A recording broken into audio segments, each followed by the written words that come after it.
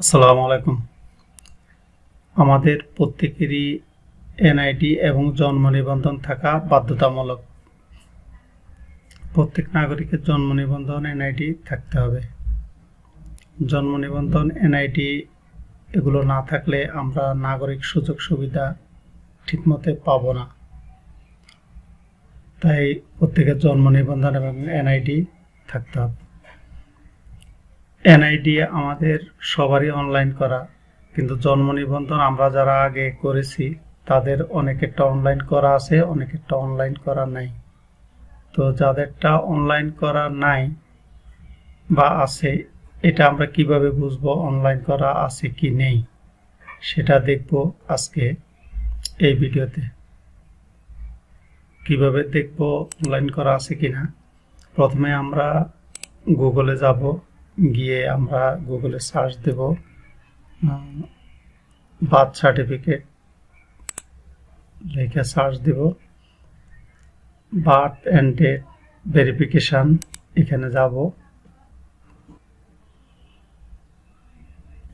এখানে আসার পরে এখানে আপনার বার্থ রেজিস্ট্রেশন নাম্বার বা জন্ম নিবন্ধন নাম্বারটা এখানে দিবেন। আমি আমার জন্ম নিবন্ধন নাম্বারটা দিচ্ছি।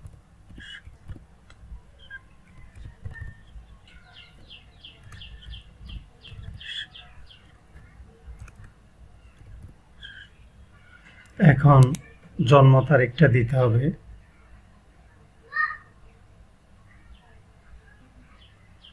প্রথমে দিতে হবে ইয়ার, তারপর মান্থ, তারপর ডে।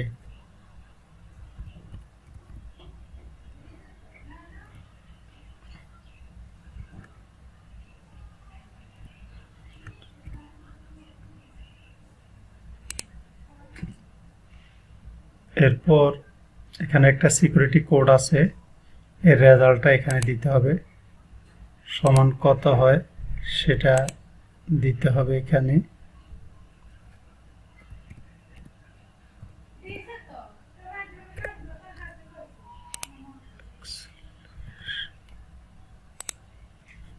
এরপরে সার্চ দেব। সার্চ দিলে এখানে আমার জন্ম নিবন্ধনটা চলে আসবে।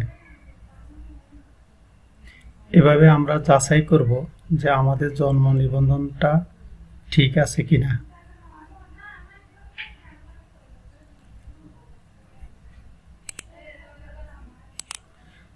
আমাদের যদি জন্ম নিবন্ধনটা এভাবে না আসে, তখন আমরা অনলাইনে রেজিস্ট্রেশন করতে পারবো। অনলাইনে রেজিস্ট্রেশন করে এর একটা কপি প্রিন্ট করে সেটা আমরা বোর্ড অফিস বলি বা চেয়ারম্যান অফিস বলি, কাউন্সিল অফিস বলি, সেখানে গিয়ে সেই কাগজের কপিটা সেখানে জমা দিলে ওরা 24 আওয়ার্সের মধ্যে আমাদের জন্ম নিবন্ধনটা রেজিস্ট্রেশন করে অনলাইন করে তারপর আমাদেরকে এটার একটা কপি বের করে দিয়ে দেবে। এভাবে আমরা জন্ম নিবন্ধনটাকে রেজিস্ট্রেশন করে নিতে পারবো, যাচাই করে নিতে পারবো।